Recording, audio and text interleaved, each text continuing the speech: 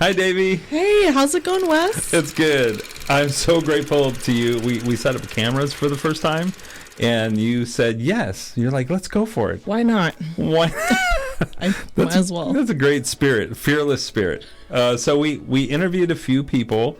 You gave us some names, and we asked them some questions about you. So we'll throw those quotes in to the interview. Okay. But I think what would be first a good thing to do is maybe just start with like your teaching kind of history, your trajectory. Like where have you been? When did you start teaching? Where? Tell us some of that. So I started when I was 24. Okay. And so that was like about 17 years ago. And I still remember my student teaching experience at Maple. You student taught at Maple, yes. and you're at Maple now? Well, it's one of my 4 sites. Yeah. And Wow. I'm just so in disbelief Yeah. that the years have flown by so fast. Wow. And Yeah. I have so many great memories, you Yeah. know, with that beginning experience there. Go back, and if you could give somebody a shout out or remember something you're grateful for in that first year, what would that be? You know, at that time, I'm 24 years old, out of Cal State Fullerton, doing my student on. teaching, and just being so passionate about working with our student population. I was like, wow, how did so many of these teachers reach so many different levels every single day? And Yeah. I was just like so intrigued by this. Yeah. And I spent hours talking to my then master teacher, Francis Torres, who now teaches in Riverside and has also been many times teacher of the year there. Wow. And just, you know, being able to have such an amazing mentor, along with Glenda Thompson and Jessica Humes. They were my first mentors when I started there at Maple. Oh, that's fantastic. What's one thing you remember from, like, a lesson you took out of that first year or early years that you're like, oh, this is something I try to tell every new teacher? It's like a good principle. It's a good tip, strategy, something for a first year or new teacher. Oh, that's such a good question. I would say do a quick scan. Every now and then when you're teaching a lesson, scan the room and read facial expressions of the students. And if the lights aren't turned on, rethink that lesson. Don't wait to finish that lesson. Like change it up almost instantaneously so that you get more participation, more checking for understanding, something like that. Yeah. Because what happens is if you fall into a routine, you'll go back to default every time. Yeah. You know? So constantly reflecting, I think, would be my best tip.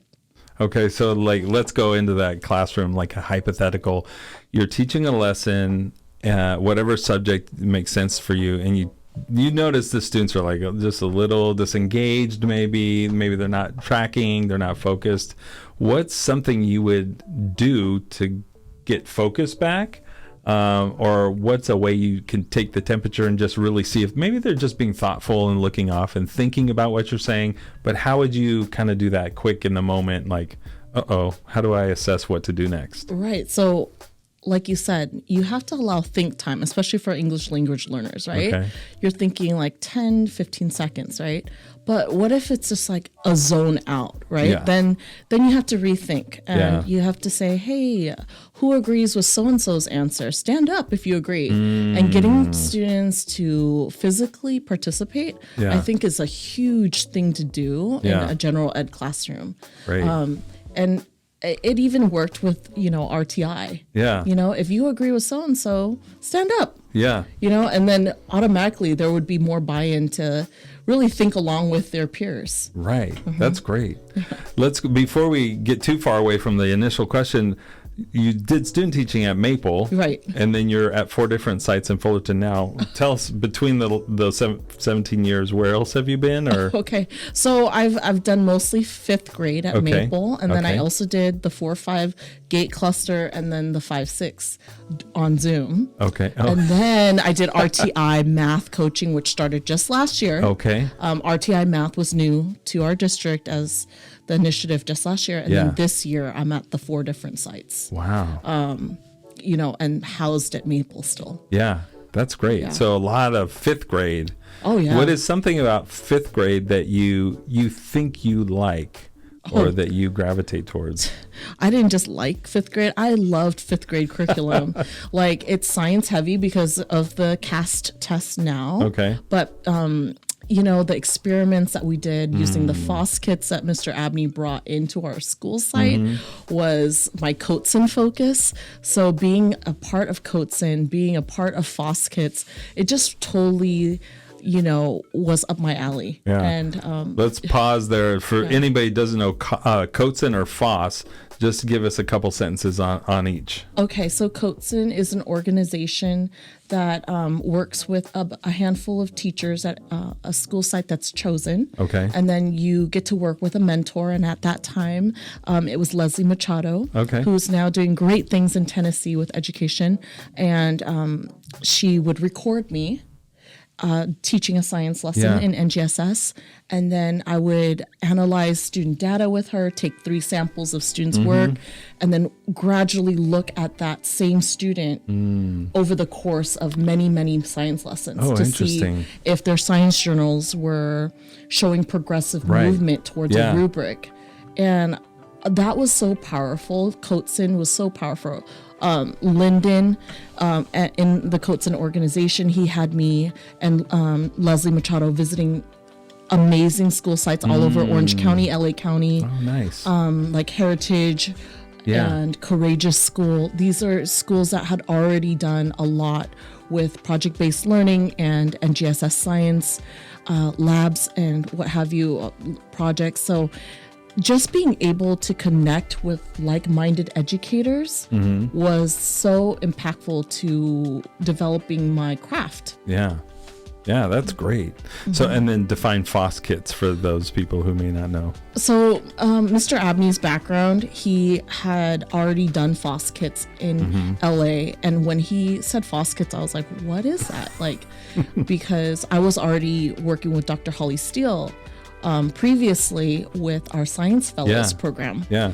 And so it was just an easy transition Yeah. to go and do something else like the FOSS kits. It was Yeah. like so amazing to see the life, the earth, and the physical science being hands-on.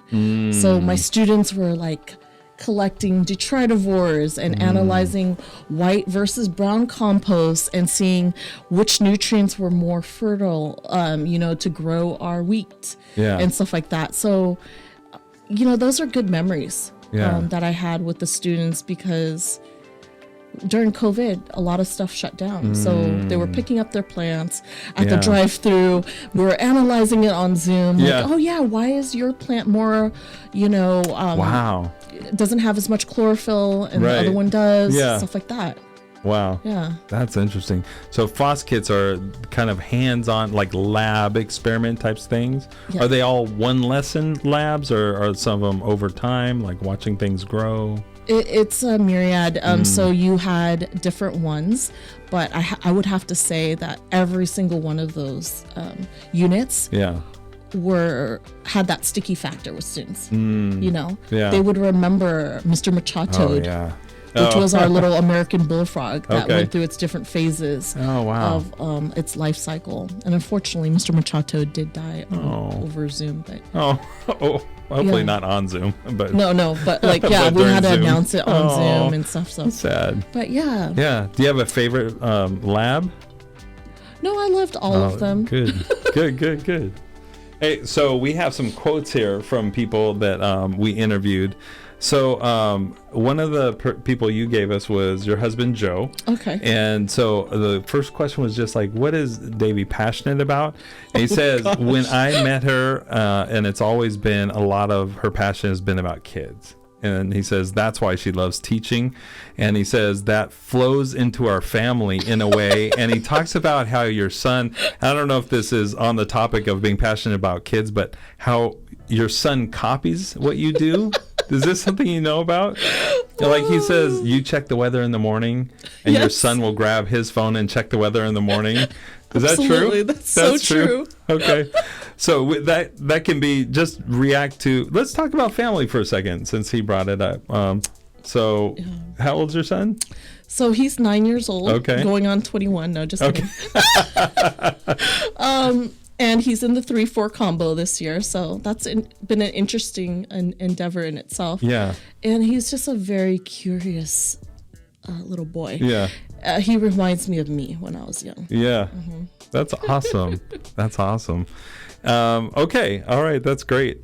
He also said things you're passionate about is working with your students, no matter their challenges. You kind of have a lens to look for their assets. Absolutely. And you find, instead of labeling them a certain way and making assumptions about them, you look at their assets and find what they do right or what they're bringing to the table. Absolutely.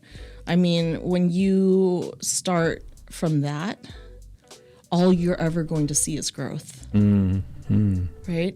Yeah. So I think that has definitely been something that changed over my course of my career. Yeah. Tell me about that. And, it takes a lot of reflection, Wes, right? To do things right by the students first. Yeah. That student-centered approach is sometimes it can be taxing on a teacher or an educator. Yeah. Because you've tried X, Y, Z and you don't see the results right away. But sometimes the results come in years and even decades later. And then when I started to see more students visiting me, after a few years, and to come back and say that, the teachers here at Maple changed their lives. Wow.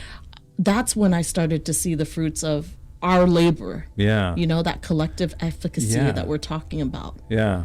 And believing in students, not even just our students in our classroom, but students that you pass by in the hallway that have been labeled or designated with all these acronyms that we have for in education. Right. They're just kids that need different types of support. Yeah. Right? And each one of us has that moral obligation to give them that support, I think. Yeah, that's fabulous. That's interesting. It sounds like there was a shift from kind of like a before time to a moment when you realized, regardless of what happened when that student was here and however they were looked at or what we did, there's growth later that is kind of like almost hidden at the time that is realized later. Right. And so it sounds like it made you more deliberate in how you went about interacting with students in the moment. Oh, yeah. I mean, right now we have an instructional assistant who's about to become a therapist.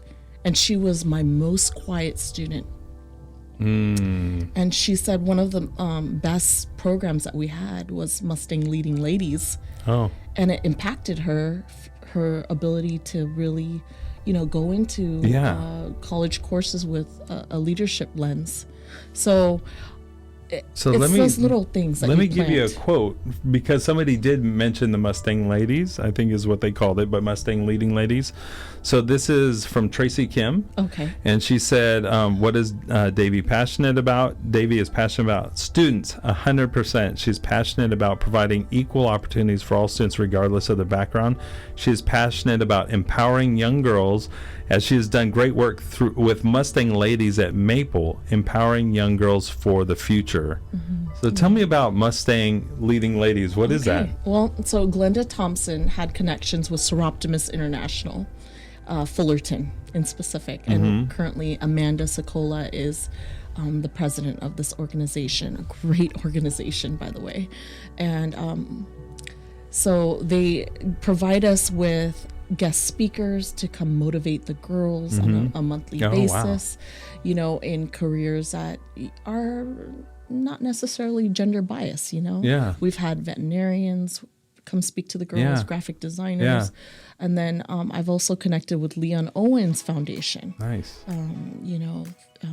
Who we recently lost, Shirley McClanahan, who was my dear friend suddenly. And So that's been a really tough moment in my life because it's just my first friend that I've ever lost. And I'm through, sorry. Yeah, it's been really tough. And she was with the Leon Owens family or foundation? Yeah, she's one of the Leon Owens Foundation family members. Yeah. And through her legacy, you know, we've done things like Britt brought in Be Fearless, the book. She brought in Be Fearless, and it was a book empowering the girls to go into entrepreneurship with the 4 Ps, like product placement and pricing. Oh, and we did like a lemonade stand last year. Yeah. So stuff like that where we need to always keep in mind, like, when something feels a little bit dull in what we do in the day in and day out, what can we do to reactivate our students' minds, right? Yeah.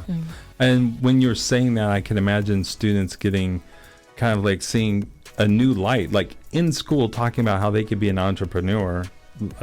I know I didn't get that when I was in school, you know, so that could absolutely light a fire or spark an interest that they follow. Yeah.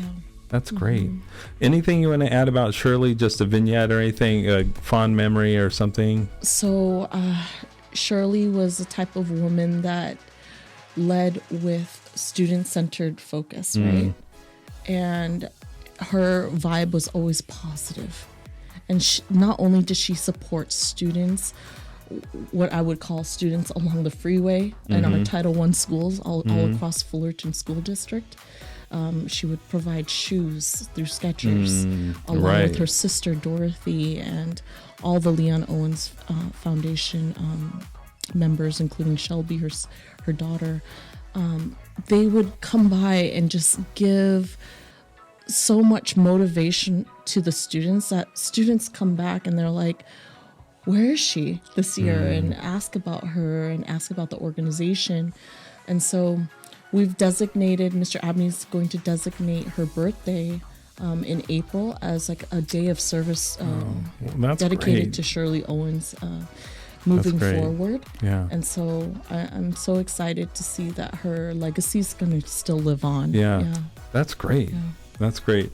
So I'm going to turn towards a quote from Mr. Abney, your principal. Yes, and one of the principals. This goes to, I think the question was a moment when Davy was being Davy. So, you know, it could be anything. But he says, Davy was so passionate about the 5th grade trip to Catalina Island Marine Institute that do you know the rest? Do you know what he's writing about? That you overcame. Do you know where this is going? Yeah. Your fear of what? Fill in the blank. So I'm not a swimmer. Okay. Okay. My cousin, you know, has rescued me plenty of times where I've almost drowned in, you know, what's it called? Raging waters. Yeah. Yeah. You know how you go down those like tunnels and then you land in the water? Yeah. Well, I literally thought I was drowning, and then I hear someone a lifeguard saying, stand up, just stand up. And then I'm like, wait, I think I could just stand instead of drown. And then I stood up and I realized, well, the water is like 4 feet high. How embarrassing. So when he said, hey, Davy, we're going to Catalina Island, that was the first thing that came to my mind was that moment where I was like hearing that lifeguard just say, stand up, you know. So yeah, he's spot on, you know. I literally would do anything for leaders and colleagues and students that I adore. Yeah. And so we're out there, and you know, this is the medium level snorkeling group. The medium level snorkeling group, okay. Because I think the mom had to stay back with the beginning level because of some kid, like, you know, had an arm cast, and so she was like, I'm gonna stay back with the beginning group. You go with the medium. Like, wait a second, this was not in the plans. So okay, so the fear is real. Yeah, the kids are out there, you know, snorkeling, loving it. I'm just like, inside I'm like, okay, I got this, I can do this. And then I've got the surfboard, so other kids that are in need of support are on nice. the surfboard, Okay. along with myself. Nice. You're there. And they're out there, and we're way deep in, like, you just imagine, have you ever been to Huntington Beach? Mm-hmm. Yeah, at the end of that pier. Yeah. You know, all the way Yeah. down there where people Yeah. are like fishing. Yeah. Yeah, that's how far deep we were out Yeah. there. And I was just like, oh boy, yeah. And, you know, the snorkeling gear, it's totally safe. Like, you're totally floating. You just Yeah. need to know how to paddle your feet correctly. Right. So when the Catalina people were like, okay, it's time to go back in. Yeah. So all the kids are like, they're going back in. Everyone's making their way in. But for some reason, my legs kept paddling me in a big circle. So I gosh. was like, Amy, and I spoke to Amy Chung. I told her, hey, I'm not a good swimmer. She had to swim me back in that day. You told her that while you're already out there. No, I told her beforehand. Oh, okay. That you, The first day I had no problems being this Okay. medium group. Yeah. But that second day, I think it was the wave current. Oh. It was harder to just no. paddle myself in. Oh, So no. I did need Amy Chung to You come needed out. to phone a friend. That's good that you thought about that ahead of time. It's like, I might need help in the moment. We're going to jump to another quote from Teresa. Yeah. Okay, so Okay. she said, and this was under bonus feedback, and we just asked, is there anything else you want to tell us? And she said last year she broke her ankle. Oh, yes. And she was out for an entire month. Every day, Davey spent time with your sub after school going over the next day's math. Do you Yes, remember that? I do. That's a lot of time and dedication to put in for someone else's classroom. Right. Yeah. And, you know, I think if we look at the lens of, oh, my classroom, my kids, that's it, then we're in danger, right? But if we look at everything with our school, our students, our classrooms, then it might change, right? And then in that moment, I knew for a fact if that were to happen to me, Teresa would have done the same. And it's back to that collective efficacy that really is important. Yeah, that's awesome. That's awesome. Yeah. She has another quote in here, and this is something we don't hear about teachers' personal lives that often, so I thought I'd include it. She said, in your personal life, you love to garden? I did, yes. I did? I did What during happened? COVID. Well, the rain. Oh. And then, there's something I can't really mention on the podcast. Okay. But let's just say, there's a part of my land that's shared, and so now I can't use some of that land. Because it was shared. Okay. And so now I'm going back to my other side, which is the left side of my garden, which I love. Oh, by the way, I totally forgot to bring some eucalyptus leaves for Barbara, who asked me for them yesterday. Oh man. But I'll clip them. Yeah, I'll clip them and I'll try to reach out to her later. But yes, I love growing things. Yeah. I don't just like growing students' scores in academics, but I love seeing the fruits of any type of labor. Oh, I love that. It could be in gardening or cooking or... In your garden, what's your favorite thing to grow? Well, I stopped growing fruit because of all the wild animals. Like, we had a huge raccoon one night, and Dean was like, My, look out the window. And we looked out, and we were like, what? There's like a big dog in our garden, and it was like a raccoon. Oh my gosh. Yeah, but most favorite, I would have to say chamomile. Chamomile. Yeah, dude, that's to make tea? Yes, dude, just a couple flowers. Yeah. And you will go to sleep so. Oh, my gosh. so you can. I did not know you can grow chamomile. Yeah. I'll remember that. Chamomile flowers. Yeah, that's awesome. Okay, we're gonna hop back up to Tracy had a quote. Actually, two people mentioned math by the book. Oh yeah. So what is that? I don't know. Tell me. So, when I fell into this role, which I love, I was like, teachers really need something in addition to Go Math. Because, edreports.org, it's only, when you go to edreports.org and look up Go Math, it says partially met instead of fully met, right? You heard it first here. So I was like, what can we use that infiltrates not only our math standards with fidelity, but also build in manipulatives and also diverse, equitable, and inclusive materials. Wow. Right? Yeah. So Math by the Books by Sue O'Connell was the right target. That's it was great. just the right fit. And there's 20 lessons with 20 picture books that have, the sliding doors and mirrors and all the key words that we're looking for to really honor different cultures in our classrooms. That's awesome. And so you've got like jalapeno bagels, 2 of everything. The Isa wants a car, lado y lado, and they're all tied to a math strand. Okay. And that's where the impact is. Like, tell me about one that you think you saw students respond to. Dude. Yeah, give me one. There was a 4th grader in Mr. Render's class that his testimonial for Lado y Lado, it gave me like goosebumps. Oh, wow.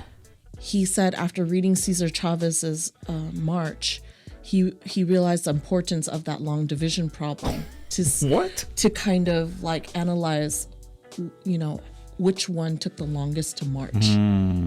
Wow. Yeah, so I was like, man, this is the stuff that should be like front and center, Yeah. Not all this TPT stuff. Not knocking on TPT. I'm just saying. It's okay. It has to be a full, cohesive lesson for me to even vouch for it. Yeah. Oh, that's great. That's great. So we're getting kind of close to time. I'm going to look here. Another thing. And your husband says you're very sociable, will talk to anyone. And then he said, I think... he says you have a great personality. You wear your feelings on your sleeve. But he kind of wrapped that all into, I think that's why she's so successful. Wow. What do you make of that? I guess he's going to get a home-cooked meal tonight. That's what I'm going to say. Wow. Do you look at yourself as social? I would consider myself a social person that likes a lot of quiet time. Is that weird? That's a great, I don't know. I identify.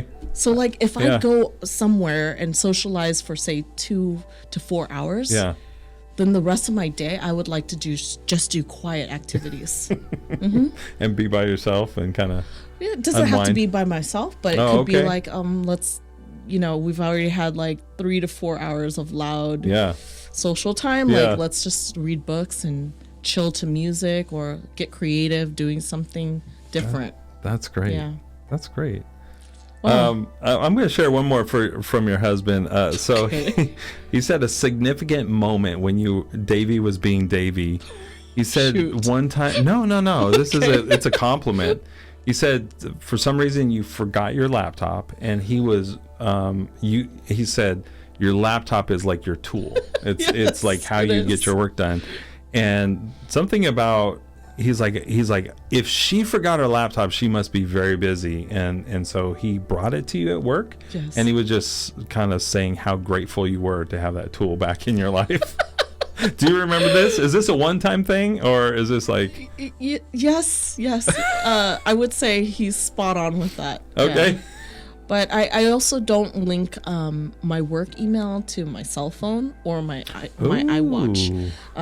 Is that what it's called? iWatch? No, that's not what it's Apple called. Watch. Apple Watch. Yeah. No, it's okay. I had to think. Yeah, I was like, because what is that I realized like that life separation balance of it's important too. Ooh, that's a good. Yeah. So that's a good place for us to kind of settle as we end. Talk to me about work-life balance, because I want to hear about it. I don't know. So when I was young, I don't think I had very good boundaries with that. Okay. But ever since I've had Dean, I've forcibly made myself stop. Yeah. Because I don't want my son to only see like the side of my face working on a laptop. So if I do have work, it'll be after he's gone to sleep. Okay. Yeah. Yeah. That's great.